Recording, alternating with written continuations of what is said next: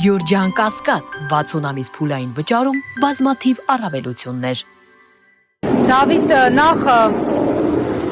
ձեր ակնկալիքների մասին այս դեսպանատնից, որովհետև առաջին անգամը չէ, որ այստեղ ակցիա եք իրականացնում։ Ինչ սպասել այս անգամ, որովհետև գիտենք Հայաստանում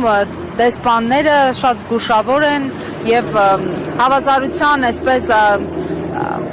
հարթակում են դնում երկու կողմերի խնդիրները։ Շնորհակալ եմ հարցի համար, անկախ նրանից, թե իրենք ինչ արձագանք կտան, մեր խնդիրն է բարձրաձայնել տեղի ունեցողի մասին, որպեսզի ոչ միայն Միացյալ Նահանգները, այլև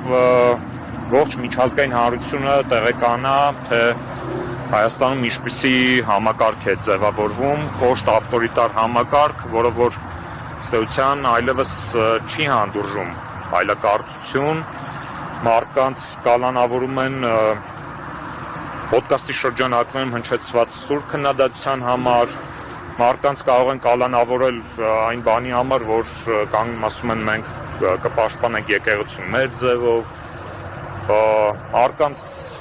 Facebook-յան գրառումների համար են մարդիկ հայտնում թիրախում իրապահների, սա դասական ավտորիտար ռեժիմ է, որը որ ձևավորել է Փաշինյանի կողմից եւ որը որ միտված է իր անձնական իշխանությունը պահպանելու համատեքստում։ Միջազգային կառույցները պարտավոր են, եթե իրենք ցանկանում են, որ հայ ժողովուրդը կամ հայ հասարակությունը պահպանի հարգանքը ժողովրդավարական արժեքների նկատմամբ, այդ հավատ է, որ պահպանի, իրենք պարտավոր են արձագանքել տեղի ունեցողի եւ ժողովրդավարական կամ դեմոկրատական արժեքները իրենք պետք է ավելի բարձր դասեն, քան ռեալ պոլիտիկ ասվածը, որը որ նրանք շարժվում են, հա։ Իրավապահների գործողությունից դուք եւս անմասն չէիք մնացել, ինչպես էին մեկնաբանել այսպես ձեր առնչությամբ դրվագը։ Իբրև արդարադատությանը խոչընդոտել։ Ինչ էիք կարել խոչընդոտել եք։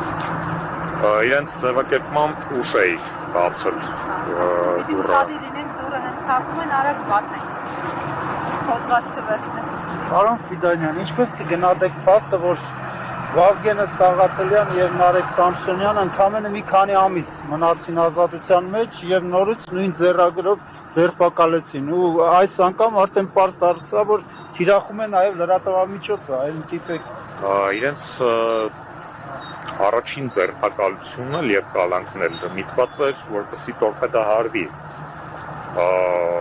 լրատվականի գործունեությունը նաև ոչ միայն ոդկասթի, այլ նաև ողջ լրատվականի կարծում եմ եւ իրենք տեսան, որ դրանով որևէ բանի չհասան, կարծում եմ